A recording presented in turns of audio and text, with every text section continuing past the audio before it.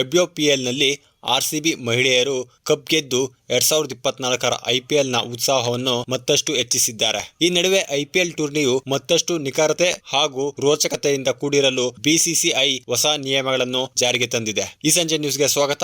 ನಾನು ಸುನಿಲ್. ಈ ಬಾರಿಯ IPLನಲ್ಲಿ ಅಂಪೈರ್ ತೀರ್ಪು ಮೇಲ್ಮನವಿ ವ್ಯವಸ್ಥೆ DRS ಯನ್ನು ಇನ್ನಷ್ಟು ಪರಿಣಾಮಕಾರಿಗೊಳಿಸಲು BCCI ಯೋಜನೆ ರೂಪಿಸಿದ್ದು, ಟೂರ್ನಿಯಲ್ಲಿ ಸ್ಮಾರ್ಟ್ ರಿವ್ಯೂ ವ್ಯವಸ್ಥೆ SRS ಜಾರಿಗೊಳಿಸಿದೆ. 2024ರ ಇಂಡಿಯನ್ ಪ್ರೀಮಿಯರ್ ಲೀಗ್ ಆರಂಭಕ್ಕೆ ಕ್ಷಣಗಣನೆ ಶುರುವಾಗಿದೆ. ಇದೇ ಮಾರ್ಚ್ 22ರಿಂದ 17ನೇ ಆವೃತ್ತಿ IPL ಟೂರ್ನಿಗೆ ಅಧಿಕೃತ ಚಾಲನೆ ಸಿಗಲಿದ್ದು, ಚೆನ್ನೈನ ಚೇಪಾಕ್ ಮೈದಾನದಲ್ಲಿ ನಡೆಯಲಿರುವ ಉದ್ಘಾಟನೆ ಪಂದ್ಯದಲ್ಲಿ ಹಾಲಿ champions Chennai super kings, royal challengers Bengaluru ತಂಡಗಳು ಮುಖಾಮುಖಿಯಾಗುವುದರೊಂದಿಗೆ ಟೂರ್ನಿಗೆ ಚಾಲನೆ ಸಿಗಲಿದೆ. ಈ ಬಾರಿಯ IPLನಲ್ಲಿ ಡಿಸಿಷನ್ ರಿವ್ಯೂ ಸಿಸ್ಟಮ್ DRS ತೀರ್ಪಿನಲ್ಲಿ ಲೋಪದೋಷಗಳನ್ನು ಸರಿಪಡಿಸಲು ಸ್ಮಾರ್ಟ್ ರಿಪ್ಲೇ ಸಿಸ್ಟಮ್ ಪರಿಚಯಿಸಲಾಗುತ್ತಿದೆ. SRS ನಿಯಮದ ಜಾರಿಯಿಂದ ಈ ಬಾರಿಯ IPLನಲ್ಲಿ ಮೂರನೇ ಅಂಪೈರ್ ತೀರ್ಪು ಮತ್ತಷ್ಟು ನಿಖರವಾಗಿರಲಿದೆ.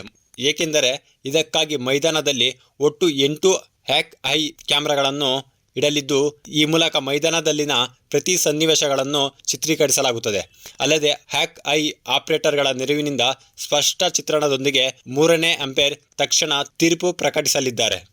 SRSನ ಅನುಕೂಲಗಳು ಏನು ಎಂದು ನೋಡುವುದಾದರೆ, ಸ್ಮಾರ್ಟ್ ರಿಪ್ಲೇ ಸಿಸ್ಟಮ್ ಬಳಕೆಯಿಂದ ಮೂರನೇ ಅಂಪೈರ್ ಹಲವು ಆಂಗಲ್ನಿಂದ ವಿಡಿಯೋಗಳನ್ನು ಪರಿಶೀಲಿಸಬಹುದು. ಅಂದ್ರೆ ಇಲ್ಲಿ ಹ್ಯಾಕ್ ಐ ಆಪರೇಟರ್ಗಳು ಸ್ಕ್ರಿಪ್ಟ್ ಸ್ಕ್ರೀನ್ ಅನ್ನು ಬಳಸಲಿದ್ದಾರೆ. ಇದರಿಂದ ತಕ್ಷಣವೇ ತೀರ್ಪು ನೀಡಲು ಆ ಸನ್ನಿವೇಶದ ಸ್ಕ್ರೀನ್ ನೆರವು ಪಡೆಯಬಹುದು. ಉದಾಹರಣೆಗೆ, ಬೌಂಡ್ರಿ ಲೈನ್ನಲ್ಲಿ ಫೀಲ್ಡರ್ ಕ್ಯಾಚ್ ಹಿಡಿದಿದ್ದಾರೆ ಎಂದುಕೊಳ್ಳಿ. ಈ ವೇಳೆ ಫೀಲ್ಡರ್ನ ಕಾಲು ಬೌಂಡ್ರಿ ಲೈನ್ಗೆ ತಾಗಿದೆಯಾ ಇಲ್ಲವಾ ಎಂದು ತಿಳಿದುಕೊಳ್ಳಲು ತಕ್ಷಣವೇ ಕಾಲಿನ ಭಾಗದ ವಿಡಿಯೋವನ್ನು ಸ್ಪ್ಲಿಟ್ ಸ್ಕ್ರೀನ್ನಲ್ಲಿ ಪರಿಶೀಲಿಸಬಹುದು. ಅಲ್ಲದೆ ಪಾದದ ಯಾವ ಭಾಗ ಬೌಂಡ್ರಿ ಲೈನ್ಗೆ ತಾಗಿದೆ ಎಂಬುದರ ತುಣುಕಿನ ಭಾಗದೊಂದಿಗೆ ಸ್ಪಷ್ಟ ತೀರ್ಪು ನೀಡಲು ಸಾಧ್ಯವಾಗಲಿದೆ.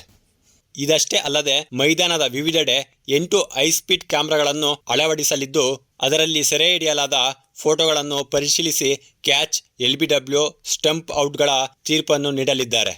ಒಂದೇ ಓವರ್ನಲ್ಲಿ 2 ಬೌನ್ಸರ್. ಈ ಬಾರಿಯ IPLನಲ್ಲಿ ಒಂದೇ ಓವರ್ನಲ್ಲಿ 2 ಬೌನ್ಸರ್ ಎಸೆಯಲು ಅವಕಾಶ ಇರಲಿದೆ. ಈ ಹಿಂದೆ ಒಂದು ಓವರ್ನಲ್ಲಿ ಕೇವಲ 1 ಬೌನ್ಸರ್ ಮಾತ್ರ ಎಸೆಯಬಹುದಾಗಿತ್ತು. ಇದೀಗ IPLಗಾಗಿ ಈ ನಿಯಮವನ್ನು ಬದಲಾಯಿಸಿದ್ದು, ಈ ಮೂಲಕ ಒಂದೇ ಓವರ್ನಲ್ಲಿ 2 ಬೌನ್ಸರ್ಗಳನ್ನು ಬೌಲ್ ಮಾಡಲು ಅವಕಾಶ ನೀಡಲಾಗುತ್ತಿದೆ. 2 ಬೌನ್ಸರ್ ನಿಯಮದ ಜಾರಿಯಿಂದ ಬೌಲರ್ಗಳು ಹೆಚ್ಚಿನ ಅನುಕೂಲ ಪಡೆಯಲಿದ್ದಾರೆ. ಈ ಹಿಂದೆ ಒಂದು ಓವರ್ನಲ್ಲಿ ಒಂದೇ ಬೌನ್ಸರ್ ಎಸೆಯಲು ಮಾತ್ರ ಅವಕಾಶವಿತ್ತು.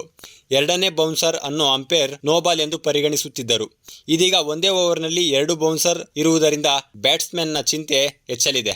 ಏಕೆಂದರೆ ಈ ಹಿಂದೆ ಒಂದು ಬೌನ್ಸರ್ ಮುಗಿದ ಬಳಿಕ ಮತ್ತೆ ಬೌನ್ಸರ್ ಎಸೆಯುವುದಿಲ್ಲ ಎಂಬುದು ಬ್ಯಾಟ್ಸ್ಮನ್ಗಳಿಗೆ ಗೊತ್ತಿರುತ್ತಿತ್ತು. ಆದರೆ ಈ ಬಾರಿ 6 ಎಸೆತಗಳಲ್ಲಿ 2 ಬೌನ್ಸರ್ ಇರುವುದರಿಂದ ಬೌಲರ್ಗಳು ಪರಿಸ್ಥಿತಿಗೆ ತಕ್ಕಂತೆ ಬೌನ್ಸರ್ ಉಪಯೋಗಿಸಲಿದ್ದಾರೆ. ಹೀಗಾಗಿ ಅಂತಿಮ ಓವರ್ಗಳ ವೇಳೆ ಪಂದ್ಯವು ರೋಚಕತೆ ಪಡೆಯಲಿರುವುದನ್ನು ನಿರೀಕ್ಷಿಸಬಹುದು.